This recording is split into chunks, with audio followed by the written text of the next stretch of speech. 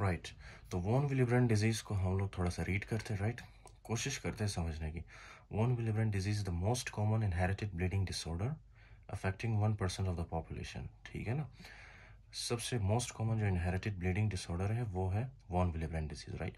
It results from an autosomal dominant defect और a deficiency in von Willebrand factor with potential decrease in the level of factor 8, ठीक है ना। Von Willebrand disease में क्या होती है, दो चीज़ें होती है, ठीक है। एक है वॉन विलिब्रेंड फैक्टर की कमी होती है, right.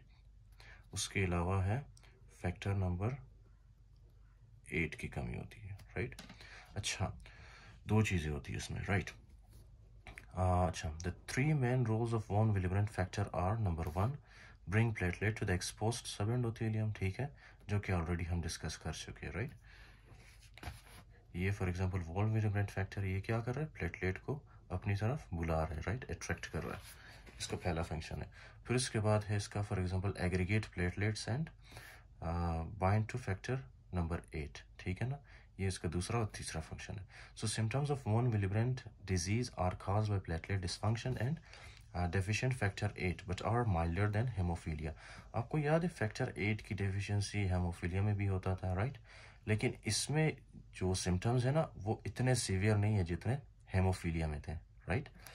The most common form of von Willebrand disease is type 1 von Willebrand disease, which is mild to moderate and there is quantitative deficiency. This is very simple. अब जो type 1 है ना, type 1 इसमें for example क्या होता है, अगर आपके बॉडी के अंदर नॉर्मली जो है 1000 वॉन विलिब्रेंड फैक्टर्स हो ना, अगर आपके फॉर एग्जांपल बॉडी में वॉन विलिब्रेंड डिजीज टाइप 1 हो तो उसमें जो है क्या होता है कि वॉन विलिब्रेंड फैक्टर की तादाद कम होती है, फॉर एग्जांपल 500 होती है, राइट, जो कि नॉर्मली 1000 है, लेकिन इसमें टाइप 1 में 500 होती है। अच्छा, it is just for the sake of understanding, ठीक है ना, मैं आपको सिर्फ समझाने के लिए इतना बता रहा हूँ। वॉन विलिब्रेंड फैक्टर बहुत ज़्यादा होता है हमारे बॉडी के अंदर, राइट। अच्छा, टाइप 2 में क्या होता है, von Willebrand disease includes qualitative defects, ठीक है ना। इसका मतलब है कि हमें जो है क्या होता है टाइप 2 में हमें 1000 वॉन विलिब्रेंड फैक्टर्स चाहिए और हमारे पास है भी 1000 वॉन विलिब्रेंड फैक्टर्स, लेकिन क्या है कि वो जो वॉन विलिब्रेंड फैक्टर्स है ना वो ख़राब हो चुके होते हैं या वो डिफेक्टिव होते हैं, ठीक है ना। डिफेक्टिव का मतलब है ख़राब हो चुके होते हैं, राइट। फिर उसके बाद है for example type 3 von Willebrand disease is complete quantitative loss of von Willebrand factor, ठीक है ना। टाइप 3 में हमारे पास बिल्कुल वॉन विलिब्रेंड फैक्टर होता ही नहीं है, ठीक है ना। तो उसके बाद है हेडेज syndrome. Hadis syndrome, it is a multi-system disorder characterized by the triad of aortic stenosis, GI bleeding and acquired von Willebrand syndrome, ठीक है ना। तो ये आपने याद रखना है कि Hadis syndrome में तीन चीज़ें होती है। एक होता है हमारे पास aortic stenosis, दूसरा हमारे पास GI bleeding और तीसरा हमारे पास acquired von Willebrand syndrome होता है, राइट। अच्छा, ये होता कि which results from the increased circulatory shear forces and subsequent cleavage and loss of von Willebrand factor. इसमें जो है वॉन विलिब्रेंड फैक्टर की लॉस होता है, ठीक है ना, राइट। अच्छा, ये चीज़ आपने याद रखनी है कि von Willebrand disease often presents with a positive family history of bleeding tendency, ठीक है ना। इनके फैमिली हिस्ट्री में भी जब आप देखते हो, ठीक है ना, जब आप इनसे क्वेश्चन करते हो, हिस्ट्री पूछते हो, तो इनके फैमिली में भी कोई ना कोई ऐसा बंदा ज़रूर होगा जो कि जिनको वॉन विलिब्रेंड डिजीज था पहले से, ठीक है ना। Normal platelet count and clinical manifestation of platelet dysfunction such as epistaxis, menorrhagia and others.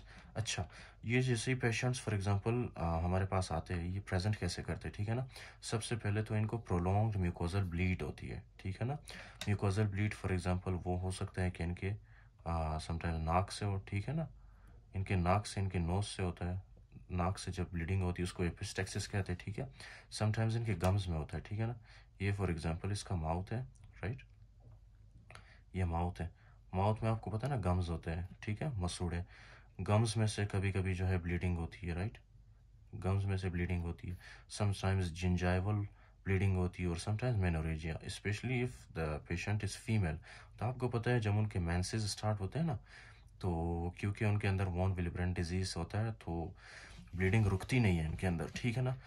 That is why there will be menorrhagia, उनका जो फॉर एग्जांपल ब्लीडिंग है ना वो ज़्यादा होता है, राइट। नॉर्मली एक मेंसेस के दौरान शायद 30 to 50 ml loss of blood होता है, ठीक है ना। लेकिन जो वॉन विलिब्रेंट डिजीज़ के पेशेंट्स होते हैं उनमें हो सकता है कि for example 100 ml blood loss हो, ठीक है ना, या 150 ml ब्लड लॉस हो। अच्छा, and menorrhagia and bleeding after dental और सर्जिकल प्रोसीजर्स, ठीक है ना। जैसे वो लोग कोई डेंटल प्रोसीजर करते हैं, किसी डेंटिस्ट के पास जाते हैं, दांत वगैरह निकालते हैं, ठीक है ना, या कोई भी डेंटल प्रोसीजर हो, और इसके अलावा जो कोई सर्जिकल प्रोसीजर हो, उसका अपेंडिसाइटिस आपने निकाला, आप कोलिसिस्टाइटिस वगैरह या कोलिसिस्टेक्टमी आपने किया, ठीक है ना, सर्जिकल प्रोसीजर्स, तो सर्जिकल प्रोसीजर्स के बाद जो है उनको ब्लीडिंग बहुत ज़्यादा होती है, ठीक है, right. So family history is often present as we discussed here, right. Worsening symptoms with acetyl salicylic acid use. Acetyl salicylic, this is very common. Aspirin, ठीक है ना, एस्पिरिन जब आप ये लोग ज़्यादा यूज़ करते हैं तो उससे इनकी ब्लीडिंग ज़्यादा होती है, क्योंकि एस्पिरिन है ब्लड थिनर जो आपके खून को पतला कर देता है, राइट। उसके बाद है diagnosis. Best initial diagnosis test is ristocetin cofactor, ठीक है ना। अब this is very simple, okay. क्या होता है कि फॉर एग्जांपल आप जब देते हो ना रिस्टोसेटिन कोफैक्टर, रिस्टोसेटिन का काम क्या है कि ये जो फॉर एग्जांपल वॉन विलिब्रेंट डिजीज़ है ना, सॉरी वॉन विलिब्रेंट फैक्टर, ये वॉन विलिब्रेंट फैक्टर को प्लेटलेट के GP1B रिसेप्टर के साथ बाइंड करने में हेल्प करता है, ठीक है ना। यहाँ पे ये इनके बीच में बॉन्ड बनाता है रिस्टोसेटिन, राइट। सही हो गया, राइट। अगर हमारे पास वॉन विलिब्रेंट फैक्टर हो तो क्या होगा, जब हम रिस्टोसेटिन देते हैं तो वो रिस्टोसेटिन यहाँ पे आके एक्ट करेगा और प्लेटलेट को वॉन विलिब्रेंट फैक्टर के साथ अटैच करेगा, राइट। अब क्या हुआ कि हमने रिस्टोसेटिन दिया है पेशेंट को, ठीक है, उनको IV इंजेक्शन के थ्रू हमने दिया है, लेकिन उसके बावजूद हमने देखा कि यार उसका जो है ब्लीडिंग रुक ही नहीं रहा, ठीक है ना, उसका ब्लीडिंग और बढ़ता जा रहा है। इसका मतलब ये हुआ कि पेशेंट को जो है ना वॉन विलिब्रेंट डिजीज़ है, राइट। वॉन विलिब्रेंट डिजीज़ क्यों है, क्योंकि हमने रिस्टोसेटिन दिया। रिस्टोसेटिन नॉर्मली वॉन विलिब्रेंट फैक्टर को GP1B रिसेप्टर के साथ जोड़ के, ठीक है, ब्लीडिंग को रोकता था, लेकिन अभी वॉन विलिब्रेंट फैक्टर है ही नहीं, ठीक है, तो इसीलिए रिस्टोसेटिन काम ही नहीं करेगा। रिस्टोसेटिन हम देंगे तो रिस्टोसेटिन नॉर्मली वो वॉन विलिब्रेंट फैक्टर के और GP1B रिसेप्टर के दरमियान बॉन्ड बनाता था, लेकिन जब वॉन विलिब्रेंट फैक्टर ही नहीं होगा तो क्या बॉन्ड बन पाएगा, नहीं बनेगा, तो इसीलिए ब्लीडिंग ज़्यादा होगी, ठीक है ना। तो रिस्टोसेटिन हमें हेल्प करता है डायग्नोस करने में। अच्छा, यहाँ पे भी वही बात बताइए, ठीक है ना, आप रीड कर लेना। फिर उसके बाद है फॉर एग्जांपल हमारे पास सबसे मोस्ट इंपॉर्टेंट चीज़, दैट इज़ द ट्रीटमेंट। अच्छा, बेस्ट इनिशियल ट्रीटमेंट में हम लोग क्या करते हैं, डेस्मोप्रेसिन देते हैं for mild to moderate disease to release endogenous von Willebrand factor from storage साइज इन एंडोथेलियल सेल्स, ठीक है ना, डेस्मोप्रेसिन देते हैं हम लोग। अच्छा, ये मैं आपको बताता चलूँ कि ये जो हमारे पास एंडोथेलियल सेल्स होते हैं ना, सब के अंदर जो है वॉन विलिब्रेंट फैक्टर मौजूद होते हैं, ठीक है ना, वॉन विलिब्रेंट फैक्टर मौजूद होते हैं। जब आप फॉर एग्जांपल एक ड्रग देते हैं जिसका नाम है डेस्मोप्रेसिन, ठीक है ना, डेस्मोप्रेसिन देते हैं। डेस्मोप्रेसिन क्या करता है, ये एंडोथेलियल सेल्स पे एक्ट करके इनको बोलता है कि यार आप अपना वॉन विलिब्रेंट फैक्टर निकालो, ठीक है ना, क्योंकि ब्लीडिंग ज़्यादा हो रही है और हमें वॉन विलिब्रेंट फैक्टर की ज़रूरत है, ठीक है। तो ये वॉन विलिब्रेंट फैक्टर को निकालने में मदद करता है, राइट। उसके बाद जो है हम लोग फॉर एग्जांपल इन पेशेंट्स को फैक्टर 8 कॉन्सेंट्रेट भी दे सकते हैं। आपको पता है ना कि वॉन विलिब्रेंट डिजीज़ में क्या हुआ था, वॉन विलिब्रेंट डिजीज़ में एक तो वॉन विलिब्रेंट फैक्टर की कमी हुई थी और दूसरा फैक्टर 8, राइट। सो यहाँ पे भी वही हो रहा है, फैक्टर 8 भी हम लोग दे सकते हैं, राइट, एंड इंक्लूडिंग दैट। अच्छा, उसके बाद है aminocaproic acid and tranexamic acid can be used as adjunct treatment for bleeding from mucosal sites such as the nose oropharynx and urogenital tract, ठीक है ना। तो हम लोग ये चीज़ें भी दे सकते हैं, ट्रानएक्सामिक एसिड, ठीक है, ब्लीडिंग को रोकने के लिए। अच्छा, उसके बाद control menorrhagia with oral contraceptive pills, ठीक है ना, ये ओरल कॉन्ट्रासेप्टिव पिल्स देते हैं ड्यूरिंग द मेंसेस, ठीक है ना, क्योंकि मेंसेस के दौरान मेनोरेजिया होता है, ब्लीडिंग ज़्यादा होती है। अच्छा, so drugs to be avoided already we have discussed कि एसिटाइल सैलिसाइक्लिक एसिड हमने नहीं देना है जो कि एस्पिरिन है, ठीक है, एनएसएड्स हमने नहीं देना, और प्लेटलेट फंक्शन इनहिबिटर्स। अच्छा, हम लोग इन पेशेंट्स को क्रायो प्रेसिपिटेट भी दे सकते हैं, ठीक है, क्रायो प्रेसिपिटेट में जो है वॉन विलिब्रेंट फैक्टर भी होता है और फैक्टर 8 भी होता है, ठीक है ना, so that is very good.